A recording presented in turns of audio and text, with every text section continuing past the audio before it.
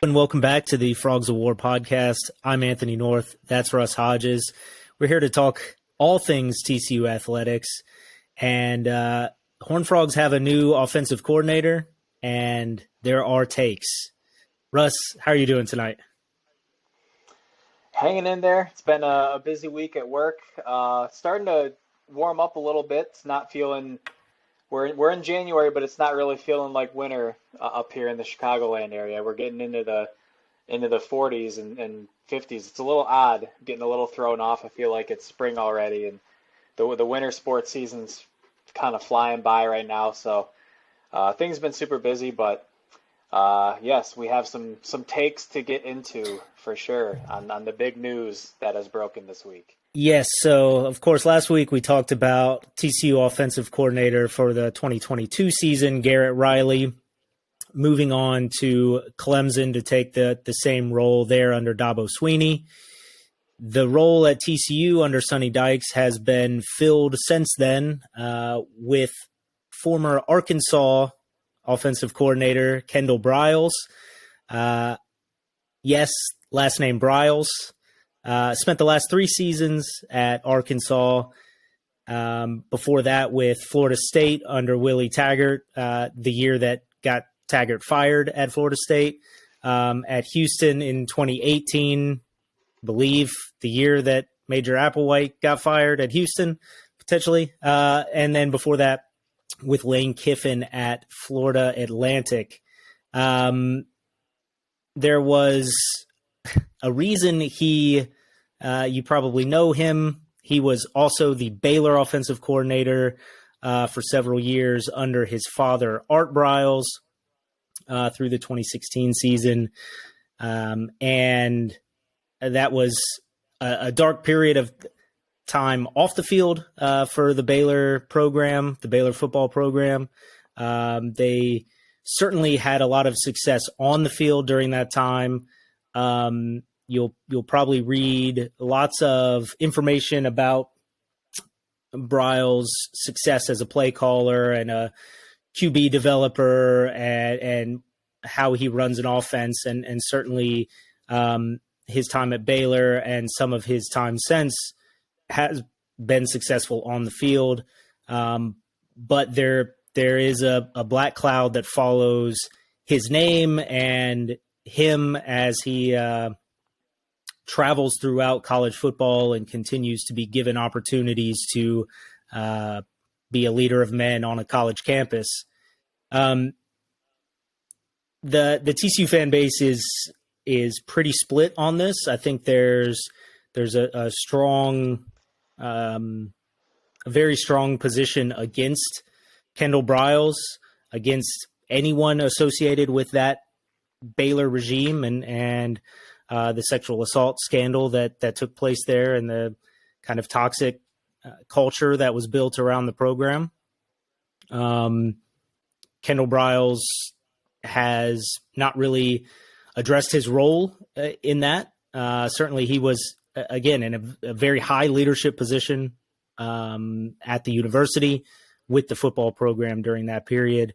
And the other side of the coin is Sonny Dykes has some level of trust in him and has brought him in to lead this offense going forward and bring it to what they must think is the next step to winning some football games. So we'll give some thoughts here. I imagine we'll have some thoughts on the website coming soon. There still has not been a formal anything on social media, and nothing from Coach Dykes, nothing from the athletic department, the athletic director. There's been a simple press release that's kind of just been shot out to the media and posted on Go Frogs. So,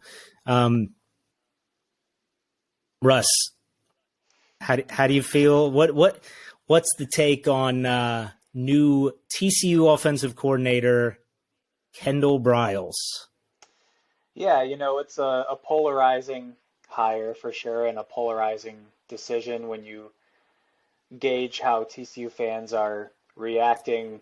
There are I think a lot more fans who are against this than there are for it, and I think the fans who are against it have varying degrees of uh, anger about this for many reasons. And I will go ahead and put myself out there and say I'm probably in the minority that I'm not going to say that I will, explicitly support the hiring of Kendall Briles, but I will say that I trust in what Sonny Dykes is trying to build at TCU and how he is leading the program right now, the way that he speaks to people, the way he addresses the media, the coaches that he has brought in, the way they've turned the program around. He's earned my trust as a fan and as an alum.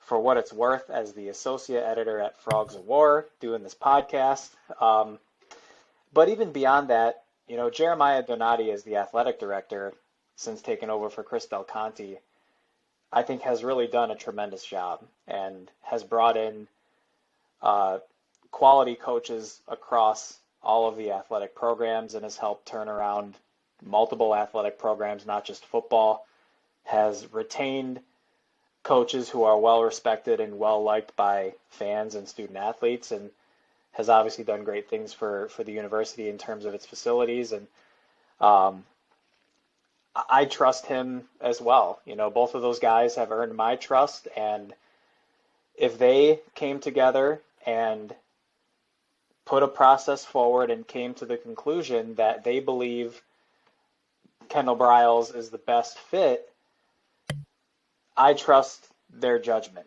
I have no reason not to trust either of them at this point. And I think anybody who is upset about this, is angry about it, is outraged about it, is absolutely within their rights to feel that way. I'm not going to be the guy who is immediately dismissive of an opposing viewpoint. Unfortunately, there has been a lot of that on social media. We've seen a lot of fans going back and forth, and it's a little disappointing to see that, to be honest, and to see a sometimes lack of civil discourse regarding this issue. It's important to understand alternate viewpoints, and there are going to be folks who agree with the move and disagree with the move, and that's good. That's totally fine. That's a product of having good civil discourse. And for me, I'm still going to support TCU. I'm still going to support the football program. I'm not attempting to be dismissive of anything that may or may not have transpired at Baylor while Kendall Briles was there. What I would like to see, though, and Anthony, you brought it up, how the university has, put out a press release to the media. The press release is on gofrogs.com if you want to go look it up and read what it says for yourself. But they've been very quiet about this, and that rubs me the wrong way, because I think to hire someone like Kendall Briles, if you're going to do that, take it on, own it 100%, and be as transparent about the hiring and the process that went into the hiring. Be as transparent about that process as you can be. In a perfect world, and at this stage, I don't know if this is going to happen, which would be even more disappointing. Make him available to the media, make Sonny Dykes available to the media, make Jeremiah Donati available to the media, and allow them to talk to the fans who feel betrayed by this or upset with this, and allow them to explain, this is what we did, these are the people we spoke with, this is why we feel that Kendall Briles is a good addition to TCU football, and allow the media to ask whatever questions they need to ask about, it could be stuff about what happened at Baylor or why they feel Kendall Briles is a good fit with TCU and the culture that the university and the football program are trying to build. That's what I would like to see. Unfortunately, I don't know if we're gonna get that based off of the level of I guess media, what they've put out thus far about the news. We kind of knew that this was coming. It's been reported by multiple sources earlier this week, including 247 Sports, who's been all over it. So I think fans had been preparing for the Kendall Briles decision to be official. Now that it's official, I think TCU should just come out and talk to us and explain to us, why they feel this is a good move. And that would make me feel more comfortable as a fan, as an alum and everything. But I mean, spring ball is a month and a half, 2 months away. I'd rather not have to wait until then for people to get the chance to actually talk to him. You're making a decision that is clearly a polarizing one, one which I personally don't have a significant problem with, but own it, own it 100% and talk to us and share with us just what went into the process and everything. And one last thing that I'll add before I hand it back to you, Anthony, is let's not tear each other down about this as fans. We all love TCU. We're all passionate about TCU football and TCU athletics. Let's not get into debates that turn into fights on social media where people are just throwing lame insults and dismissive arguments at each other. Let's have honest discussions about this, and let's be respectful of each other, and we'll go from there. Yeah, on that, I think you couldn't have created a better, disinformation campaign or psyops or false flag to tear down all the goodwill that TCU had built up nationally and internal with its fan base. I think TCU had a very, very fun season together, embracing this role as a silly underdog, the Hypnotoad, all of the Twitter Anon Army was all fun and games. And yeah, I mean, that's my first thought as I go through the stages of grief on this situation. And I'm probably in wherever, rage. But as I was in the denial, disbelief phase, I was like, does our Daily Bears have some Russian bots out there, just trying to have different factions of TCU fans tear at each other? Because, yeah, I mean, that's what's happening right now is online. There's quite a bit of infighting, and it's not really about TCU, all these people who love TCU. It's about, these, yeah, if I hear the phrase like virtue signaling or that kind of thing, that like, take that back to your politics anon accounts that you have. We don't need to see that in the college football conversation space. I think, yeah, people are getting defensive, and other people are being on the attack, and that's really unfortunate. And I guess that brings to the you knew that would happen. Sonny Dykes, you knew Jeremiah Donati, you knew that this would be the response. That's why you've been silent on it. That's why you leaked it through the media over a holiday weekend. That's why it's been sitting there unconfirmed for a week. And you did it anyway. Because you wanted to. This is what you wanted. This is the person you wanted to bring in for whatever football reasons, knowing that it would tear TCU fans apart. So, and, I'll need to go back and dig into all the stats. I know there's been some of that. There's some of that in the press release. But from a football standpoint, is it worth it? Is Kendall Briles worth tearing apart your fan base? what does he bring that you can't get from anywhere else to win football games, and how much of that winning papers over, bandages up the wounds that are going to be caused by making this hire? Hmm. Yeah, I think that's a more than fair question to ask, and that's why it's a little frustrating right now that we haven't really heard much more from JD and from Sonny about this. And there were some other names I know that were brought up on social media. Seth Luttrell was one of them. There were a few others, and um, I guess from my standpoint, when you look at just how quickly things moved with Garrett Riley and Clemson, and how quickly he was out of there, and some of the guys that were available or maybe not available. Not sure if TCU being kind of late in the cycle had anything to do with it, considering we made it to the national championship game, and some programs have, had their off season, 3-4 weeks underway already. But I mean, I guess when you look at the names that are out there, I have to believe that there are legitimate football reasons and maybe even non-football reasons to bring Kendall Briles in.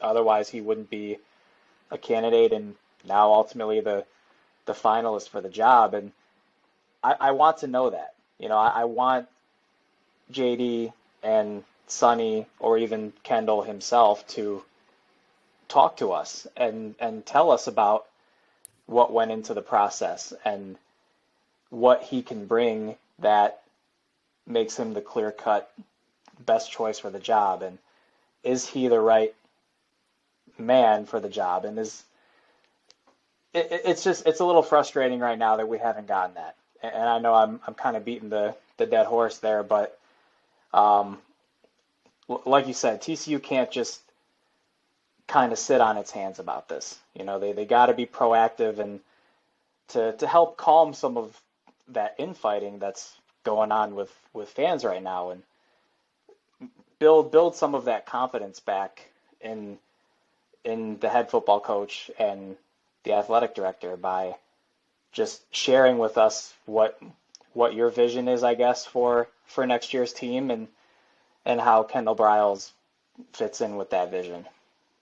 Yeah, and I mean, I think Kendall Briles is a name, even if his name wasn't his name, if it was just Coach X, and he has a resume that has been built, and that does carry some weight to it. But I don't know that Garrett Riley, who also has a name that carries whatever baggage the Riley name carries, but did not have that kind of a resume, and came in and took this team to the national championship and Max Duggan to the Heisman stage. And so, I don't think, at least for this past season, Sonny Dykes showed that this could work without someone with the kind of resume that Kendall Briles has. All of we have faith in Sonny. Well, I have faith in Sonny to do the same thing with anybody he brought in. It wouldn't have mattered if it's Luttrell or somebody we've never heard of, or, you didn't have to do this is the thing. And you did. So we need to understand why that is. And I guess the other piece of it is, what's going to be good enough next? So I think Sonny Dykes had built up a kind of a huge war chest of goodwill with TCU. Just in this one season, he built himself. He could probably be with TCU for many, many, many years. I am not going to say for a lifetime, because we would have thought the same about Gary Patterson, and that ended up fading, but that took 20 years. Sonny Dykes had built that up, but now he's really gone out on a limb here. to say winning football games is the thing that matters most to me at TCU, which that's his job. His job is to go and win football games. But that is now the thing. That is the only thing. The culture, the fan base, the alumni, the current students, the future potential students, none of it matters but winning the next football games. So that has taken away some of his buffer, I think. I think he's now in a position where TCU's got to win right away and win big. I think TCU fans would have expected a bit of a come down in this 23 season and would have continued to forgive even mediocre play going forward. But now you don't have that leash, in my opinion. And maybe that's just me, but I think you've completely eliminated your leash. And the next 2 seasons you have to win a Big 12 championship.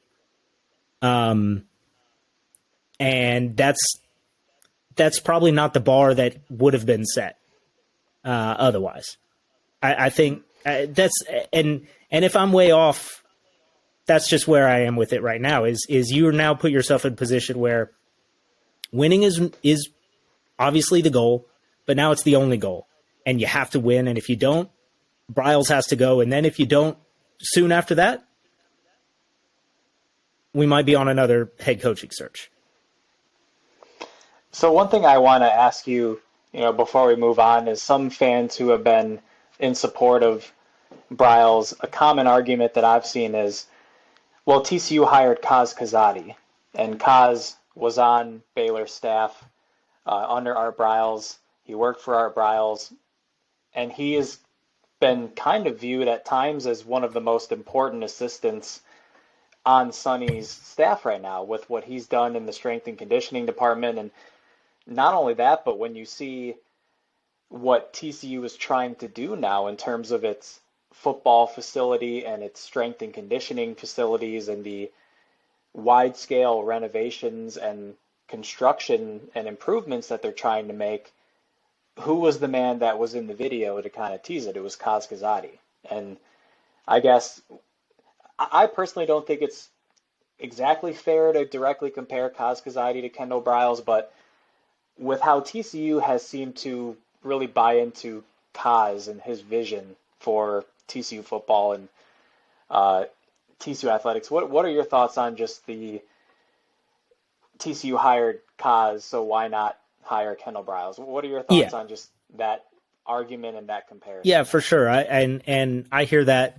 I see that a lot as well. And my position on bringing in Kaz Kazadi a year ago was pretty clear. And that's before, not that anybody cares what I have to say today, but that's before I was in a more prominent role here at Frogs of War. That's before I was doing anything like this. But even then, I was getting cooked online for that, for my position on that, which was, you can't just come out and say the word vetted and, all right, got it, the end. You can't just say, well, that's from the past, like it's some bygone era, back when Sammy Ball was playing. This was not that long ago. And I think the athletic department did a poor job of handling his hire a year ago. And I think, he's not as prominent a guy. I mean, strength and conditioning is very important on field. It's very important in the development of the players, and clearly it was a huge impact to this team and the success that they had on the field. There's no question about that. The injury difference from during the Gary Patterson era to just this season, the injuries, the stamina, the performance on field, no question. He was a success in his role. but that's not the prominent position of offensive coordinator for TCU. It's not the name Briles, and whatever you have to say about it. Again, Kendall Briles was the offensive coordinator for that Art Briles team. He was a very famous, prominent person making a lot of money, and he's about to be a very famous, prominent person in the Fort Worth community making millions of dollars to coach football. And so there is a little bit of difference, and I think that it would have cleared the way easier for this if the athletic department had addressed this a year ago when it brought on Kazadi. I think if it set a precedent of, well, we can just do this and people will forget about it in 6 months when we play Colorado. Maybe they will again this year too. Maybe we come to September and nobody cares. And hopefully we just send Deion Sanders home with a loss and move on. Maybe that's the way people feel, but I don't see that happening. This is just way more prominent. Yeah, I don't really see that. I don't see this really fading into the background as quickly as the Kaz hiring did. But the one thing, obviously I've said I'd like immediate transparency on this, but as we saw during spring ball, and really what we've seen from TCU since Sonny Dykes took over, is there has been a greater level of transparency with the media and media members being able to come to more practices and doing more featurey, spotlight type of content with all of the assistant coaches. I remember during spring ball last year, every position coach got like a 2 or 3 minute video where they talked about what they had seen during spring ball, and they showed some clips with them working with the players, and they gave their thoughts on, where the players are at and where they feel like the team is at, what type of team they feel they can be.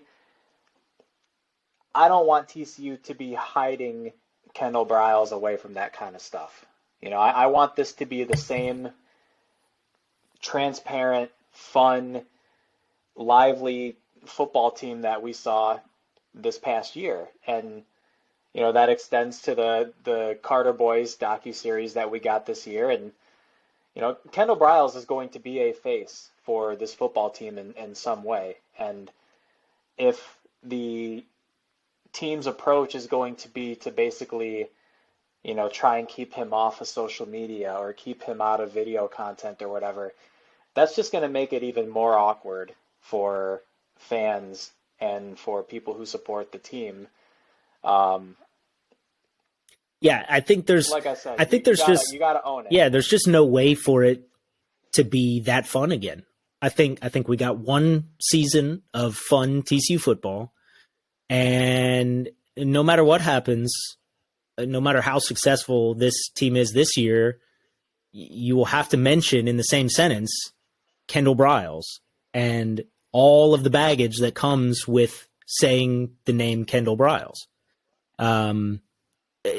All of those wonderful national media people who get to come and feature things at TCU, one of their first questions is going to be about Kendall Briles and about what he's doing to promote an atmosphere, an environment of that is different than the one that he promoted very clearly at Baylor. And because of the history between TCU and Baylor, it's just going to be so amplified. I mean, that will be. I imagine every national media organization will send somebody into TCU if TCU lets them to do that story. And any story that they're going to talk about Chandler Morris or Jordan Hudson, and any story that's going to come out of TCU football is going to include a bullet point, a question about Kendall Briles. So there's no escaping it. So either they're going to lock the doors like it's Gary Patterson era, or they're going to have to address it, and they better figure it out quick. Mhm. All right. We can move on from that. I know we talked before before we recorded that we didn't want to spend all day talking about this, so we'll cut it off there. And just to say that, Kendall Briles is coming into a TCU team that is very different from its 2022 version. Lots of NFL declarations, people leaving in the transfer portal, and a few announcing their stays. So I guess, Russ, you want to take us through some of this that we've seen, and we can chat through it. Yeah, it's a little depressing looking at the list of players that are going to be in the draft. It's very bittersweet losing some of these guys. The following players have declared for the 2023 NFL Draft: Quentin Johnston, Kenry Miller, both of them declared on the 16th, which I believe was the deadline for draft eligible players to announce their declarations formally for the draft. Darius Davis will be going to the draft along with Amari DiMercato, Max Duggan, Steve Avila, Alana Lee, D. Winters, Travius Hodges-Tomlinson. Dylan Horton has not put out a social media post like all these other guys have, but he is playing in the Reese's Senior Bowl coming up along with Avila, Duggan, and Darius Davis. So he will be in the draft too. Just maybe hasn't had anyone cook him up a sick edit yet. But some great players on this list, obviously, guys who I think when you look at this list, almost, if not all of these guys are going to get drafted. I could see maybe one or two of them signing undrafted free agent contracts, but congratulations, obviously, to all of these guys. And it's going to be tough, especially on the offensive side of the ball. I mean, a lot of these guys are starters, and then you look at the running back room. Kenry Miller is going to be gone. Amari DiMercato is going to be gone, so that's your top two running backs. Darius Davis. Tay Barber was also a starter. Those two guys kind of split time at that H slot position, and then Quentin Johnston. So three of your leading receivers are going to be leaving, and your basically your interior offensive line is going to be gone between Steve Avila and Alana Lee, but also Wes Harris, who's a sixth-year senior. So Kendall Briles is going to be inheriting an offense that is going to have a lot of turnover, not only at the quarterback position with Max Duggan going to the draft, but also running backs, receivers, and interior linemen going to the draft as well. Yeah, I'm really excited to see what's next for these guys, and which of them, I guess, get invites to the combine as well. I think that's a next big step. I think so. We've got some of these are going to the Senior Bowl, some are going to East-West Shrine Game or the Collegiate Bowl, or some next opportunity to showcase their skills. But really, that combine is the next big one, and then TCU's Pro Day as well. Will be interesting to see how these guys move around the board. I think. Amari DiMercato and Darius Davis are probably the ones that are most near the cut line, just for size, for age. But if they, Darius Davis has a skill that you can't teach. His speed is one of a kind. So, we've seen Kavontae Turpin get a chance in the NFL with the Cowboys. So I would tend to think that Davis's speed gets him drafted. We'll see. I'm hoping to line my closet with Quentin Johnston, Tennessee Titans jerseys, and then maybe some Max Duggan Tennessee Titans jerseys as well. That's what I'm looking for too. I don't think the Titans have drafted a Horned Frog ever. Maybe Josh Carraway, I think, was an unsigned free agent or undrafted free agent. But so hopefully. I think the Titans just signed a new GM. So come on to the Pro Day and come take some of these guys. Yeah, Max Duggan, he might be better than Malik Willis right now. I mean, he's definitely worth a look for Tennessee. And trading A.J. Brown away hasn't really worked out too well so far. So not good. Maybe you can get your hands on a Quentin Johnston and you can pair him with Treylon Burks and hopefully get something cooking there in Tennessee. That's nice. Well, there will be some returners for this TCU offense. So, got some good news with tight ends Jared Wiley and Jorquarius Spivey both announcing their return for the 2023 season. Both seniors could have gone ahead and hit the NFL, but will run it back another year with the Horned Frogs. So really excited to see what they're able to do.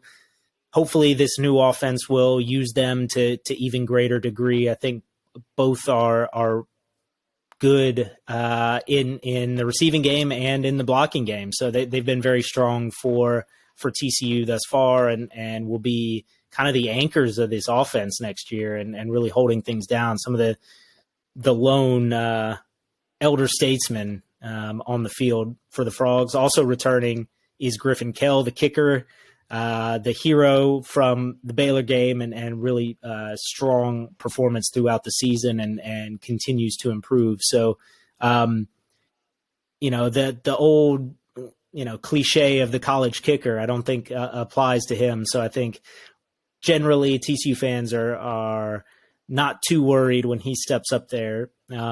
It's really big to get him back for this team as well. Yeah, I know Griffin Kell, I looked at his numbers when I did my little write-up on him coming back, and he made over 89% of his kicks this year, and it was a career high by a pretty significant margin. His first couple seasons, he was in the mid to upper 70s, so he was first team All Big 12, was, in my opinion, the best kicker in the Big 12, right up there with the kicker from Oklahoma State. His name is slipping my mind right now, but both guys were fantastic in that game. Griffin Kell hit a 54-yarder career long against Iowa State. Obviously, the hypno-toed in a hurry. Working on getting right up there with Jaden Oberchrome as being a couple of the best kickers in the history of TCU football. So definitely big to get him back. Be curious to see if Jordy Sandy comes back. He's also a senior.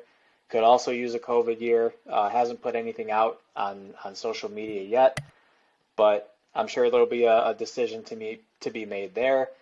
Wiley and Spivey, I was rooting for these two guys to come back. I was unsure about Spivey just because he was a redshirt senior, but Jared Wiley was a guy who I thought was just, whenever his number was called, it seemed like he always came through with a big grab. Whether it was something short or something over the middle, he was a big-time security blanket for Max Duggan this year, and really had a career year in his first season at TCU. So to be a senior and take a COVID year and come back is obviously huge. I think tight end, had these two guys gone to the draft, I think tight end would be a pretty lacking position for TCU in terms of depth, but it's definitely clutch to have both of those guys coming back. And Spivey, I think, is someone who can be used a little bit more as well. Both are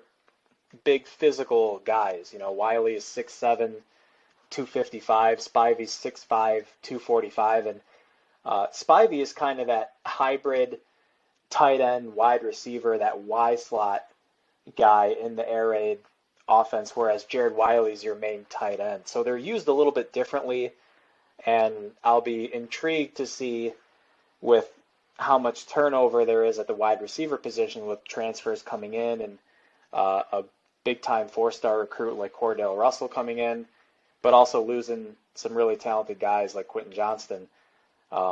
Interested to see how the two tight ends are utilized next season. Yep. So also transfer portal updates. So the transfer portal for this period, this open window in winter, officially closed on the 18th of January. So all the underclassmen transfers had to have declared during that period. So no declares until the post-spring window opens in May.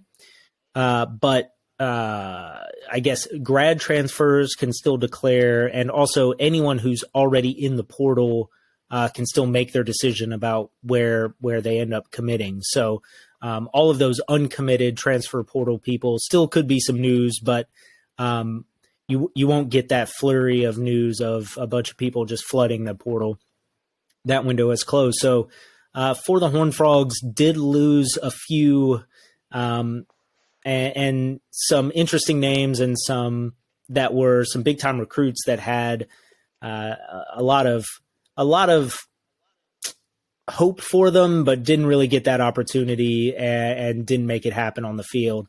We already had talked about the Sam Jackson move to California, the quarterback.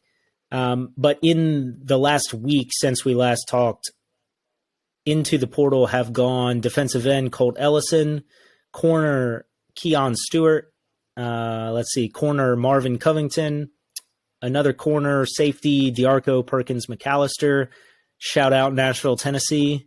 And also wide receiver Caleb Medford and wide receiver Quincy Brown.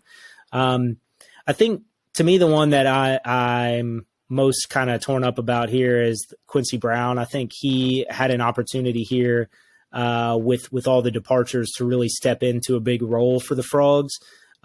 He had a really great game against Tarleton State and unfortunately suffered an injury on a touchdown there in the second game of the season. And that was a season ender for him. And so we won't get to see him for the Horned Frogs next year. And I'm kind of bummed out about it. I saw big things for his future with the Frogs. Yeah, Quincy Brown really caught my eye during the Baylor game last year. He made a couple of really nice grabs in that game, has really nice size for the position, 6'4", 210 pounds, was a big-time four-star recruit. I think was actually kind of a surprise signing for TCU as a part of that recruiting class, but had a really nice game against Tarleton State, had 3 catches for 31 yards, 2 touchdowns. That second touchdown was a really athletic leaping grab in the end zone. Unfortunately, I think he just came down real awkwardly on his ankle and missed the remainder of the season with that injury. It's just unfortunate, and I think this applies to DeArco Perkins McAllister as well, who was a 4-star recruit. There's just so much talent at the receiver position. When you look at who's coming back, you have Savion Williams, who's going to be a senior, former 4-star guy, big body at 6'5". You have Jordan Hudson coming back, who's a big-time player who I think is going to wind up being a starter for TCU next year. Cordale Russell, who's another big-time 4-star recruit, played in the All-American game, has really good size at 6'2". John Paul Richardson coming in from Oklahoma State, who had over 500 receiving yards this past year. You have JoJo Earl coming in from Alabama, a guy with a lot of speed who can maybe take over that H-slot position from Barber and Davis. And then Jack Beck, the tight end / wide receiver from LSU, who's coming in. So a lot of guys who are going to be competing for immediate time. And perhaps TCU is looking at a couple of those young guys, specifically Jordan Hudson and Cordale Russell, and saying, you know, we got to find some playing time for these guys. We don't want to risk them leaving. This is just me spitballing. I don't know this for certain, but I think when you're trying to find playing time for X amount of guys, there are going to be 1 or 2 dudes that are unfortunately left out of the shuffle for one reason or the other. And it's, you know, I hope Quincy Brown goes somewhere and starts right away. I think he's good enough to be a starter if he's healthy, but it's just unfortunate. And with DeArco Perkins being a safety, you got Mark Perry coming back, Bud Clark's going to be back, Abe Kamara, he played a lot this year, he'll be back. You have Chase Biddle on the roster, who's a big-time 4-star recruit from last year. And then right now you have 3 4-star safeties that are signed in your 2023 class between Javion Wilcox, Randon Fontenette, and Jamel Johnson. And then don't forget about Warren Roberson, who's a 4-star safety that's committed. Could potentially be 4 4-star safeties on top of all the guys who are coming back. And even someone like Nook Bradford, who's a senior that could use a COVID year and come back and be your starting nickel again. So just not enough playing time to go around. So A couple of these other guys, Keon Stewart has played on and off the last few years, has had some injuries, but with Josh Newton coming back, even if you're losing Trey Tomlinson, you're losing Noah Daniels, who is a sixth-year senior, you're going to have a lot of guys competing for that spot. You have Channing Canada, who's the number one JUCO corner in the country, coming in. Keontae Jenkins is on the roster. He's a former four-star guy. Kyron Chambers was a really popular name that people talked about last year. He was a freshman, so a lot of competition there. Again, Colt Ellison didn't really play much this year. Marvin Covington, Caleb Medford, I don't really know how much they played at all. And then Sam Jackson, hope he wins the starting job at Cal. And a little shout out here to Kenny Hill, because I know we brought him up briefly on the podcast last week. He was a quality control coach for Cal this past year, and we joked about maybe Kenny Hill and Sonny Dykes pulling some strings to get Sam Jackson out there to Berkeley. And then about an hour, I think, before we started recording the podcast, it was announced that Kenny Hill is now the associate head coach and I believe wide receivers coach at Incarnate Word. So shout out Sam Jackson, and also shout out Kenny Hill making his way in the coaching ranks. Yeah, I mean, if Sonny Dykes needed an offensive coordinator, he should have just brought in Kenny Hill. I think that would have been just fine. Bring the troll back. All right. No, I said we were moving on. Why did I bring that up? Okay. Also, new recruits, new portal additions to the Frogs. So Jackson State offensive lineman Willis Patrick, who is not Patrick Willis, the San Francisco 49ers former linebacker. No, Willis Patrick from Jackson State makes the leap up to Power 5 to join the Horned Frogs. A big body and to fill a big hole as the offensive line is losing a lot of starters and a lot of meat up front. So, he's a starter there at Jackson State, spent some time in Division II as well, but he was a pretty well sought after transfer there from his time with Deion Sanders and could be looking to have playing time right away for the Frogs. The other addition was defensive lineman Rick DeBreu from East Carolina, and he didn't get to play a whole bunch this year, but a little bit of maybe a smaller, if you see his weight, maybe smaller for a defensive lineman. So, but is a great fit in the 3-3-5, I think, and will be, again, another spot where TCU is losing some guys and will need to have all the depth that you can get. So maybe some depth additions here late in this portal period, but nice to have some additions as well. Yeah, Willis Patrick is an intriguing player because in Division II at Angelo State, he was an All-American. He was a AP All-American, D2 CCA All-American, so one of the best players in the entire country at that level. He was a right tackle for Angelo State, played there for 4 years, made the move up to Jackson State to play for Deion Sanders, like you said, started all 14 games at right tackle, and he's a big dude. He's 6'4", 347. So I'm curious to see. I kind of envision him kicking inside and potentially getting a chance to start at right guard because you're losing Wes Harris.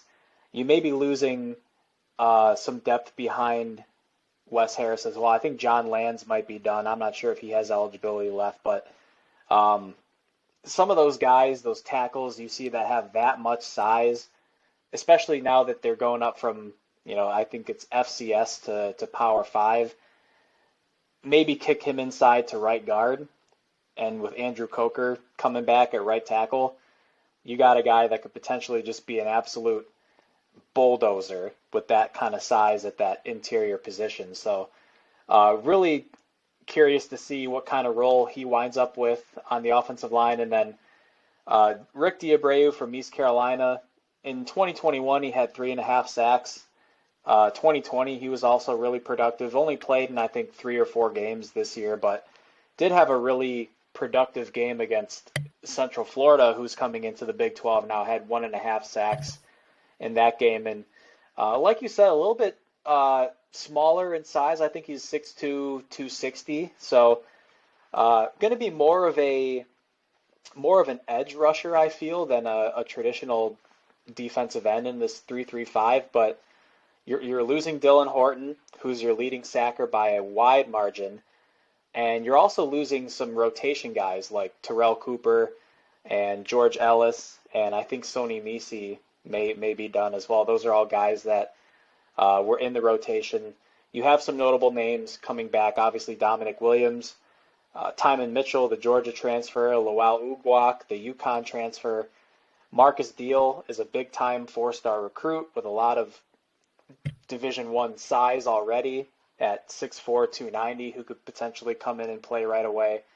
Now you throw Diabreu into the mix, and perhaps you can juice that pass rush up a little bit. So overall, just a really solid transfer class that TCU has put together when you consider all the moves that have been made since the off-season cycle, I guess, started. And some of these guys that are transferring out, wish them all the best. Hopefully they can catch on somewhere, and we'll be continuing to follow them as they hope to find their way. Yeah, the one thing that TCU has not added yet in the transfer portal or in this recruiting cycle is a quarterback, and it looked like it might have been LSU transfer high 4-star, 5-star Walker Howard. He instead elected to go with Lane Kiffin and Ole Miss, transferring from one SEC West squad to another. And TCU was very much in the mix there. He had visited TCU, but ended up joining the quarterback room in Oxford that now also includes former Oklahoma State quarterback Spencer Sanders. So along with the incumbent starter Jackson Dart, quite a log jam at the quarterback position for Ole Miss. But Walker Howard took his shot there rather than come and compete against Chandler Morris here in Fort Worth.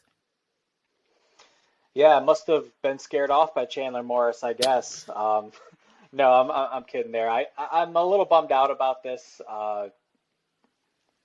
Curious why Spencer Sanders chose Ole Miss, to be honest. I think for Walker Howard to come in and have a chance to compete against Jackson Dart, and I think honestly Walker Howard would probably have a better chance at beating out Jackson Dart than he would at beating out Chandler Morris.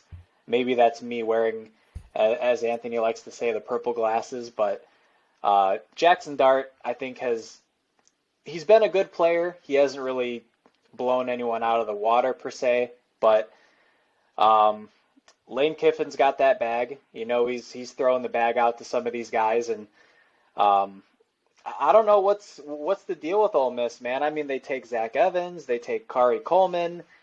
Now they're beating TCU for Chris Marshall, that wide receiver from A&M, Walker Howard. Maybe they're sharing scouts or something. I don't know what the deal is with TCU being the runner up to Ole Miss on all these players, but it'll be an interesting quarterback shuffle for sure. I don't really envision Spencer Sanders playing much, and it's kind of strange because he's played 4 years at Oklahoma State, so he's going to have 1 year left, and maybe he's getting a bag to hold the clipboard for a year. I don't know. Maybe Lane Kiffin just told him, hey, don't go to Auburn, don't go to Florida. Let's make an addition by subtraction in a sense, I guess. Yeah, just hoarding all the quarterbacks. But I'll say, as much crap as I give Spencer Sanders, because I think he was a very flawed quarterback for Oklahoma State, he's also a very experienced quarterback. And if, in off season with Lane Kiffin, in that Lane Kiffin offense, I think he's got a shot. I'm not going to discount him offhand. Just, he's got that amount of experience. It's the kind of thing like Max Duggan this season had been very similar in that way to Spencer Sanders of, you'd get in that spot where he'd throw the bad pick and then you lose the game, and needed a fresh eyes of a new offensive coordinator, a new offensive system, and maybe that's the case for Spencer Sanders. So, I wouldn't bet on it, but I'm not going to throw him away. I think he could go ahead and win that job. I'm not totally sure. We have no idea how good Walker Howard is. I mean, he got beat out pretty clearly at LSU, and Jackson Dart has bounced around and has been up and down. So I don't know. I could see Sanders making it happen there. All right. So men's basketball time. We got to talk about another loss for men's basketball. They go on the road in the midweek against West Virginia and drop a contest 65-74, moving to 0-11 in Morgantown. Never won in program history there in West Virginia since joining the Big 12, and it's a real house of horrors. I mean, the Frogs showed up and were immediately behind the 8 ball right away. Early fouls. I think the Mountaineers were in the bonus with like 12 minutes left to play in the first half. The fouls were being called like crazy. Miles, Ball, and Lampkin each had 2 fouls in the first half. TCU dug a huge hole in the first half that it just wasn't able to climb out of. Well, I say that they got the game within 2 in the second half with opportunities to keep it close and to take the lead, but after cutting it to 2, kind of fell apart again and just disappeared. Couldn't get anything going. Coach Huggins really sent the house at Mike Miles. Miles had a great game, over 20 points, his 20th straight game with scoring in double digits. But there in the final 5 minutes, really they were coming off double teams onto him where he was trying to get shots up in traffic that just were not really going to go. Were not the best shots. And then West Virginia hit all their free throws down the stretch, made a bunch of shots, and earned that win, their first win in conference this season. So this conference is just an absolute nightmare. It's a gauntlet. Everyone is excellent. And it shows because next the poor Horned Frogs have to take another trip to another house of horrors and Fog Allen Fieldhouse in Lawrence, Kansas, where it has also never won. And they got to take on the defending champions, Kansas Jayhawks, coming off a bad, tough loss in the Sunflower Showdown against their rivals in Manhattan. So Kansas will be very, very motivated to take down the Frogs, and it will be a very difficult atmosphere for the Frogs to get a win. And if they do, it's a season-making type of win. But there's still a lot of basketball to be played ahead of Selection Sunday in March. Yeah, we joked before the podcast about this West Virginia game was the classic trap game. Like you're coming off the emotional high of getting a huge win against Kansas State, really controlling that game for nearly all of the 40 minutes, and winning that game against a team that was really hot coming in. I think Kansas State was 15-1 and had gone from unranked to number 11 in the country in a matter of a week or two. So a huge win there, and then you have Kansas, as you said, on the road the following weekend, but sandwiched in between. This is like an Oreo cookie, but you take the frosting out and you put toothpaste inside of it instead. It's like you got to go out to Morgantown on a weeknight on the road against a team that was winless in conference. And teams I think are starting to figure out how to beat TCU. Iowa State showed it. I think West Virginia showed it. If you just slow the game down to an absolute snail's pace and force TCU to do almost everything in the half court, it becomes much more difficult for the Frogs to score because Mike Miles is really the only dynamic scorer that you have on the team. You know, Damian Baugh is more of a distributor, struggles to create his own shot at times. Emmanuel Miller, I think, has expanded his offensive game, has knocked down a lot more three-point shots, deserves credit for that. But he's a guy that you got to get him the ball, you know, in some of the right spots to allow him to go to work. And Eddie Lampkin, the same thing. Chuck O'Bannon, frankly, has really struggled to find any kind of rhythm, and he's too experienced and too good of a shooter to be playing this poorly. He's a guy that's got to start picking it up because TCU is a poor three-point shooting team as it is, but he's one of the few guys on the team that's expected to help spread the floor and knock down some of those shots. And if he's not doing that, teams can easily start sagging off of him on defense. You know, they don't have to worry about guarding him really hard on the three-point line because he's only shooting 31% from three-point range when that should be closer to 38 or 39%. So Jacoby Coles has had some pretty good games off the bench. I wonder if Jamie Dixon maybe makes an adjustment and maybe gives Jacoby Coles a shot in the starting lineup and brings O'Bannon off the bench just to maybe try something a little different. Micah Peavy, I don't think he played in this game. He's been out last couple games with an injury, I think. Yeah, back injury. Yep.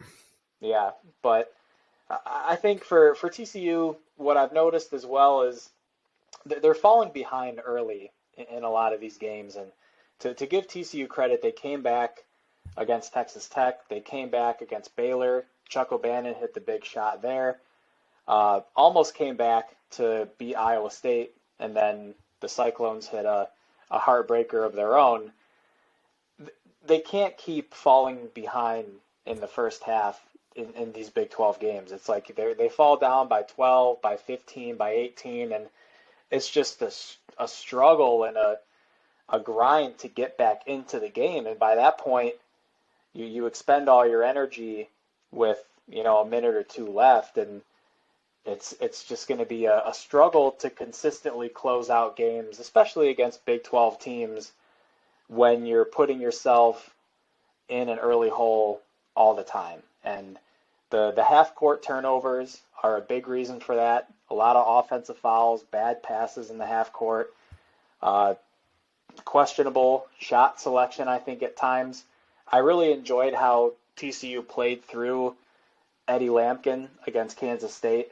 Maybe that was just a matchup thing, but could be something to maybe prioritize over these next couple of games because Lampkin really struggled against West Virginia. So I'll tell you though, he had a stretch that was just like super fun where he was looking like Nikola Jokic out there. He had a point setter. He had a steal. He took the steal the length of the court and put like a Euro step across a guy for a lay-in. It was just like, oh man, Eddie Lampkin's got it. He's got it going on. That's what he can do, though. Yeah. Like he's capable of a lot more, and I think there are just some games where he fades into the background a little bit, at least on the offensive end. I think he's been a consistent rebounder for most of the season, but I think when he's able to find his offense, it makes TCU so much better because it takes pressure off of Mike Miles, and it takes pressure off of guys settling for jump shots because, as I said, you know, TCU, I don't even want to look up what TCU is shooting from three-point range on the season. I'm sure it's probably close to 30%, if not lower than that. So I just think when they're able to get him involved early in games and allow him to find his offense, it makes scoring in the half court especially a lot easier. Yeah, and I know plus minus doesn't tell a whole story, but just the really negative minutes that are coming from the bench. Rondell Walker played 6 minutes, was a -7 on the floor. Shahada Wells played 6 minutes, was a -6. You just can't have those empty, complete those are devastating minutes to be getting cooked like that. And you mentioned Lampkin's work on the boards at rebounding. I think one thing that was really a killer in this game. Lampkin ended up fouling out with like 6 minutes left in the game. Xavier Cork got a lot of run in this one and only had one rebound on the game. West Virginia was really able to take advantage down low. They scored a ton of points in the paint. They scored a ton of second chance opportunities with a bunch of offensive rebounds.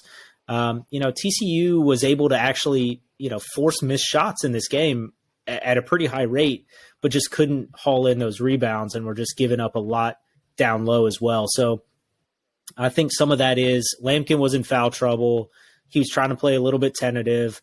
He did turn on the energy in the second half, but he fouled out with a lot of time left and ended up, on the bench for the key minutes down the stretch. So, it's the kind of thing where he just can't get himself in those foul situations early. Some of those were really ticky-tack. I mean, there was one where he just set a screen, and they called a moving screen like they're wont to do sometimes. And it's like, well, that's one you are rarely called, and it's called in the first half. It was just it's a tough look, and if that's the kind of thing that's going to get called on him, he's going to have some trouble. So some things to work on for the Horned Frog basketball team headed into a huge contest on Saturday on CBS, main CBS, the big, all of your great-grandparents can watch the game without their cable boxes or their ESPN Plus subscriptions. So exciting to be on that stage, and hopefully this is the stage where TCU Athletics steps up and maybe can go get a win. Some other exciting things around TCU sports. I know we're probably running a little bit long, but we'll close it up here with a couple of quick ones. So TCU men's tennis has gotten underway. They are currently ranked number 3 in the NCAA rankings. Got wins the past week over Abilene Christian and SMU during the indoor season just opened. So 2-0 to start the season, and TCU tennis is super fun. I said it when we were doing the podcast last year, kind of recapping things, and get yourself out to some tennis matches. It's just a great time, especially once it goes outdoor. The indoor is a bit small. It's a bit cramped. You don't have much space there's no seating or anything. You're just kind of hanging on a balcony. So, if Jeremiah Donati's been listening this far, my next request would be for a facility upgrade is get that indoor facility to where you can have some stadium seating, some real fan presence there for indoor tennis. But it's a really great time. I definitely encourage you to go out and support that program because they're fantastic. Really dominant play, and it's just a fun time. I mean, the crowd gets really into it. And it's free. Go to the tennis matches. Luke Famba, Jake Fernley, Louis Maxted, Sander Zhang, the whole team. They've just been on a tear, and I think they certainly have come in focused and ready to take the indoor national championship, maybe back to back, and really take the big one later this summer. Also in TCU tennis, former Frog Cam Norrie, the 11 seed in the Australian Open, won his second round match over Constant Lestienne from France. Took that. He had one of those. The great thing about the Australian Open is some of these matches got to wake up and watch Cam Norrie at like 7 a.m. So that was pretty cool. But he was really good. Had a big set where he came back from a few games down to win in tiebreakers, and then ended up winning the match. His round 3 contest is actually probably going to start here about the time that we stop recording. So maybe I'll sign off here and go turn that on and watch his third round match against Yeri Lecheka. I don't know, Yeri. So Cam Norrie, exciting things. Hopefully he can keep things going. Rafa Nadal is already out of the Australian Open. Djokovic is injured.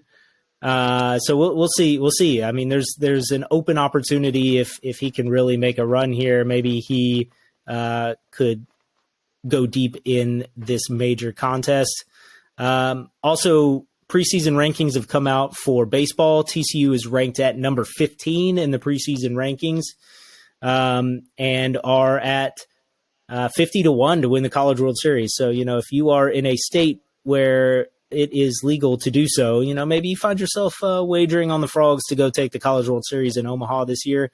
They do open the season a month from now, February 17th through 19th in Arlington at the Rangers ballpark at Globe Life Field, taking on number 10 Vanderbilt, number 8 Arkansas, and Missouri to open the season.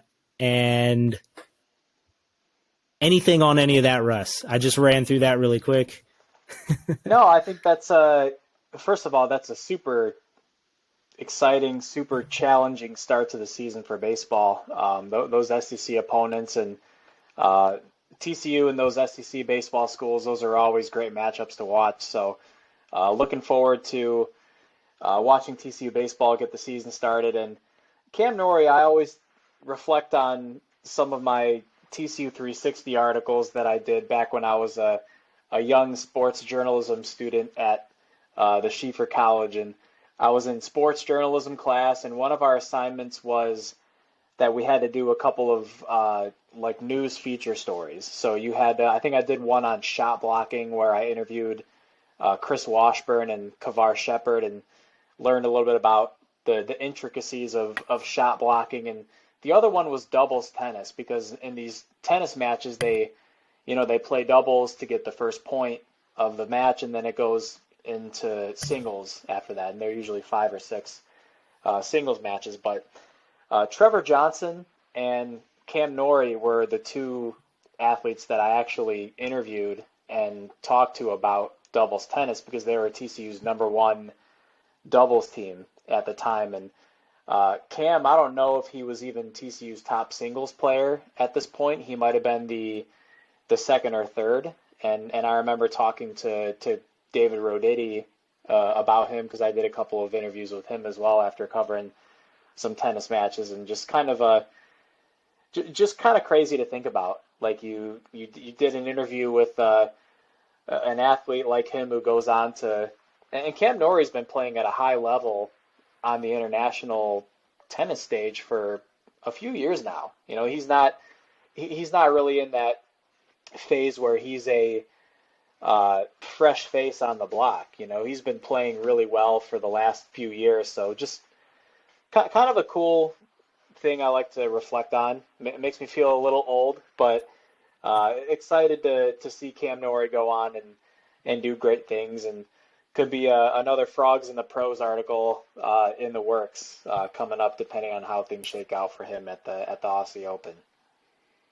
All right, and with that, I think we'll close it here. Again, as always, we thank you all for listening, for following us on Twitter, Facebook, subscribing on YouTube, reading everything that we're throwing up on Frogs of War.